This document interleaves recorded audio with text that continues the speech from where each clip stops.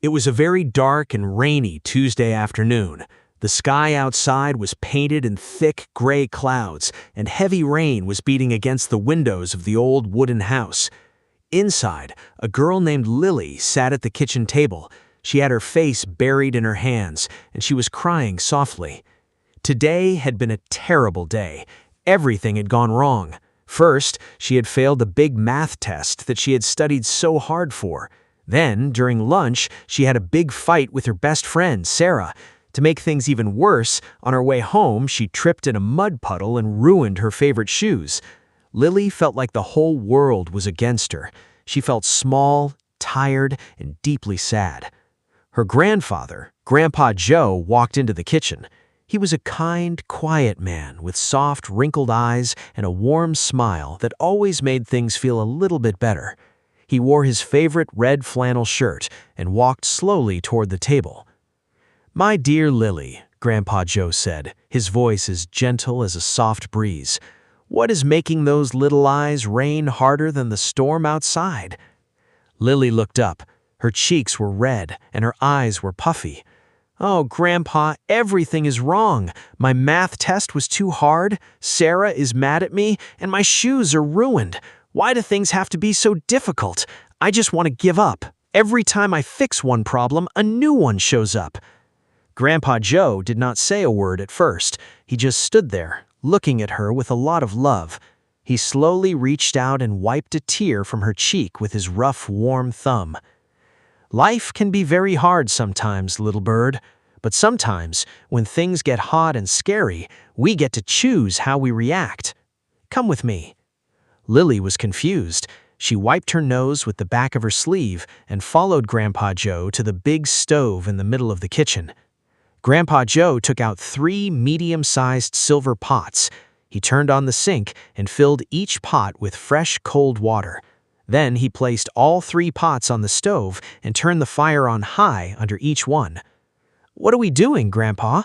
I don't want to cook. I just want to be sad." "Patience, my girl," Grandpa Joe said softly. "Just watch." While they waited for the water to heat up, Grandpa Joe walked over to the pantry. When he came back, he had 3 things in his big hands. He placed them on the wooden counter in front of Lily. First, he put down a big brown potato. It looked rough, strong, and very solid. Next, he put down a single white egg. It looked delicate, smooth, and very fragile. Finally, he put down a handful of dark little coffee beans. They were hard and smelled strong and earthy. "Look at these 3 things, Lily," Grandpa Joe said, pointing to them. "We have a potato, an egg, and some coffee. I want you to remember exactly how they feel right now." Lily touched the potato. "It is hard and strong," she said. She touched the egg carefully. "It has a thin shell. It could break easily." Then she picked up a coffee bean. "It is tiny and tough like a little rock." "Exactly," Grandpa Joe smiled. "Now we wait for the water." Soon, the water in the 3 pots began to bubble. Small bubbles turned into big bubbles. The water was jumping and splashing. It was incredibly hot. The steam rose into the air, fogging up the kitchen windows.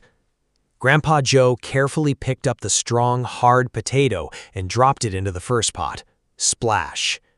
Next, he gently lowered the fragile white egg into the second pot. Clink. Lastly, he tossed a handful of little hard coffee beans into the third pot. Sizzle. Then, he sat down on a wooden chair, folded his arms, and just watched the pots. 10 minutes passed, then 15. The only sound in the room was the loud boiling of the water in the rain hitting the roof. Lily began to feel restless. She tapped her foot on the floor. She crossed her arms. Her sadness was turning into frustration. "Grandpa, why are we doing this?" Lily asked, sighing loudly. "My friend is still mad at me. My test grade is still bad. Staring at hot water is not going to fix my terrible day." Grandpa Joe chuckled softly. "Do not rush the process, Lily. The best lessons take time to cook. These 3 objects are facing a very big problem right now. They are sitting in boiling hot water. The water is their hardship. It is their bad day. Just wait and see what happens." Lily frowned but stayed quiet. She watched the water bubble angrily around the potato, the egg, and the coffee beans. She wondered what Grandpa Joe was trying to show her. After 20 full minutes, Grandpa Joe stood up. He turned off the fire under all 3 pots. The boiling stopped and the water grew still. He took a large spoon and carefully lifted the potato out of the first pot. He placed it in a blue bowl. Next, he gently lowered the egg out of the second pot and placed it in a small red bowl. Lastly, he took a ladle and scooped out the dark liquid from the third pot, pouring it into 2 big mugs. The kitchen smelled amazing. A rich, warm, and delicious smell filled the air. Grandpa Joe pushed the blue bowl toward Lily. "Touch the potato, Lily." Lily reached out and pressed her finger against the potato. To her surprise, her finger went right through the skin. "It is mushy, Grandpa. It's very soft." "Yes," Grandpa nodded. Then he pushed the red bowl toward her. "Now take the egg and peel off the shell." Lily tapped the egg on the table. The shell cracked. As she peeled the thin shell away, she saw that the inside of the egg was no longer liquid. "It is hard-boiled, Grandpa. It's solid all the way through." "Exactly," he said. Finally, Grandpa Joe pushed one of the warm mugs toward her. "Now, smell this and take a tiny sip." Lily leaned over the mug. She closed her eyes and took a deep breath. The smell made her feel warm and safe. She took a tiny sip. It was delicious, rich coffee. A small smile appeared on her face for the first time all day. "It tastes really good," she said softly. Grandpa Joe sat down next to Lily and looked deep into her eyes. "Lily, the potato, the egg, and the coffee beans all faced the exact same problem," he explained. "They all went into the boiling water. The boiling water is like the bad days you were having. It is the math test. It is the fight with Sarah. It is the ruined shoes. But look at how differently each of them reacted." He pointed to the mushy potato. The potato went into the water looking strong, hard, and tough, but the boiling water beat it down. It gave up. It became weak and soft. Sometimes people are like the potato. When bad things happen, they lose their strength and just want to give up. Next, he pointed to the hard-boiled egg. The egg was very fragile. It had a soft, liquid heart on the inside, protected by a very thin shell. But after being in the boiling water, its inside became hard and stiff. Sometimes people are like the egg. They start with a gentle heart, but when bad things happen, they become angry and bitter and hard on the inside. They don't want to love or trust anyone anymore. Lily looked at the egg and thought about how angry she had been at Sarah earlier. She didn't want her heart to become hard like the egg. "But what about the coffee?" Lily asked, holding her warm mug. Grandpa Joe smiled his biggest smile of the day. "Ah, the coffee beans are special, my little bird." "The coffee beans did not become weak like the potato," Grandpa Joe said, his eyes shining. "And they did not become bitter and hard like the egg.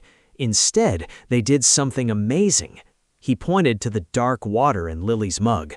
The coffee beans changed the water. The very thing that was causing them pain, the boiling hot water, was transformed. The beans released their flavor, their beautiful smell, and their color into the water. They didn't let the bad situation change them. They changed the bad situation into something wonderful. Lily sat quietly. The kitchen was warm, and the rain outside didn't seem so loud anymore. She looked at the mushy potato, the hard egg, and the rich coffee. "When things get tough, Lily, when you have a terrible day, how will you react?" Grandpa Joe asked gently. "Will you be a potato and let the hard times make you weak? Will you be an egg and let the pain make your heart angry and hard? Or will you be like the coffee bean? Will you use the hard times to make yourself and the world around you better?" Lily took another sip of her coffee. Her mind was clear now. She knew she could study harder for her next math test. She knew she could call Sarah and say she was sorry for fighting, and she knew her ruined shoes were just shoes. "I want to be the coffee bean, Grandpa," Lily said, her voice strong and sure. Grandpa Joe hugged her tightly. "I know you will be, my sweet girl. I know you will be." Outside, the heavy rain finally stopped, and a tiny ray of sunshine peeked through the gray clouds. When we face difficult times, challenges, and bad days, the boiling water, we have a choice in how we react. We can act like the potato, losing our strength and giving up. We can act like the egg, letting the pain make our heart angry and bitter. Or we can be like the coffee bean. We can stay true to who we are, learn from our struggles, and use the difficult situation to create something positive and beautiful. True strength is not just surviving a bad situation, it is transforming it for the better.